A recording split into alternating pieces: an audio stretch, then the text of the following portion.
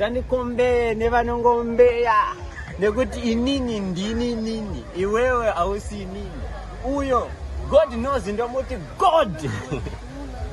Ndapera ndada kuti anyamukoma God knows. Vane God knows. That's good. God knows yaka mara no budget apa knows yaka muti ndini ngewarama so. Saka kwanzi Ega is the only man who survived the swine flu in 1702. Mine yamwari. Akapiwa yese. Akanyamwari nokudewe. God knows. Mukoma G. G means God knows. Mwari ndiya. Mine yo. Holy. Back because I'm about to lose my job. Do you know that he gave him the runaround until TK said, hey, I got fired from my job?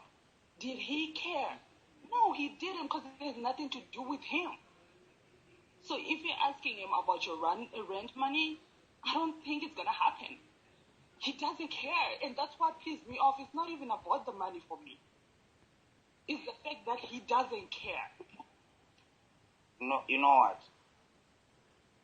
Hello? Yeah. My visa is about to be cancelled. I'm in trouble, guys.